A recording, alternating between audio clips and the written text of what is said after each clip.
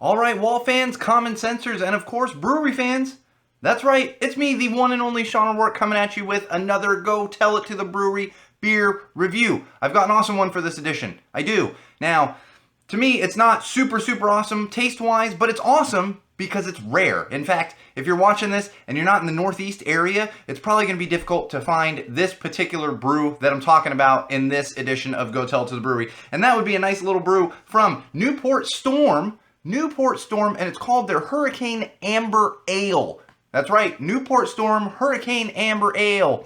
And if you can't tell from the title, Newport, they are in fact from Newport, Rhode Island, and they are a small microbrewery out of Rhode Island that, honestly, like I said, if you're not in the Northeast, it might be difficult to get. I was only able to get my hands on some of this because I have a nice little beer subscription, and they send me some kind of rare craft brews. This particular brew from Newport Storm is actually the very first mainstream brew they did. Give you a little background on Newport Storm. They've been around since 1999. And to also give you an example of the differences between like West Coast microbrews and East Coast, Northeast, and really the smaller states, nothing against Rhode Island, but just smaller state, apparently, because they've been around since 1999, they are the oldest microbrewery in Rhode Island.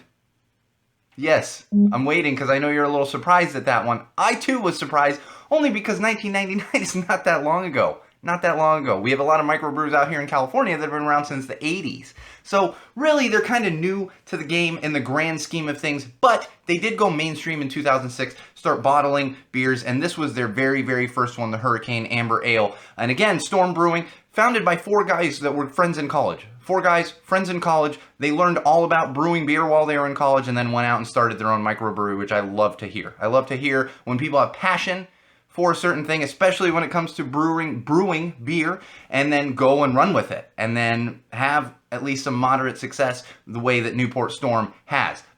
So, let's get down to the beer itself. I'm going to be honest with all of you, I'm not a huge amber fan. I'm just not personally a huge amber fan. That being said, if you are an amber fan, this one's going to be right up your alley because it's a very nice, smooth amber ale, but it definitely has that ambery taste to it, I guess you could say. And personally, I'm just not a huge fan. I would recommend it, again, if you do like ambers. And really, if you just like trying all kinds of different beers, then I would recommend this one to you as well. Because I'm enjoying it. I just wouldn't go out and buy like a case of this to keep in my house because I'm not an amber fan. I'm just not. But again, if you are, grab one of these, especially if you're in the Northeast area. You may be able to get it outside of that area. I've just never seen this particular brew in California, and a lot of times you can find kind of those smaller, lesser-known breweries in California just because we have a lot of like hipster beer stores around here, and you go and you're like, whoa, I've never even heard of that one, and it still hasn't popped up here. That being said, maybe you can get it near you. Maybe you've got an awesome beer store, liquor store, beer provider, whatever it is, in your area. Go on, head down, ask them if they can get you some Newport Storm, especially, again, if you're a fan of those amber ales.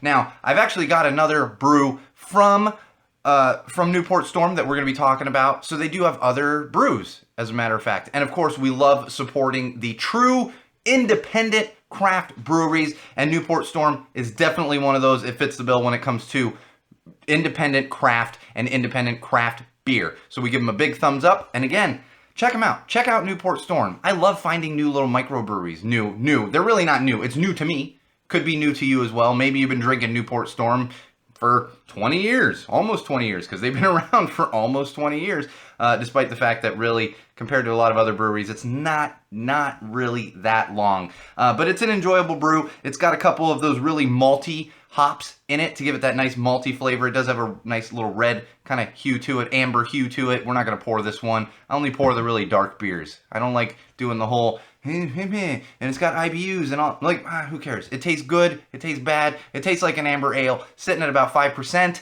Not going to get you super drunk. It's more of a sessionable ale. That's a term they like to throw around a lot now with the session IPAs and all that good stuff. So check them out. Newport Storm Brewing, Hurricane Amber Ale, especially if you're a fan of those ambers. And remember, wall fans, common sensors, brewery fans, no matter what you're drinking, no matter where you're drinking, no matter who you're drinking with, and no matter why you're drinking that particular thing, always drink with common sense.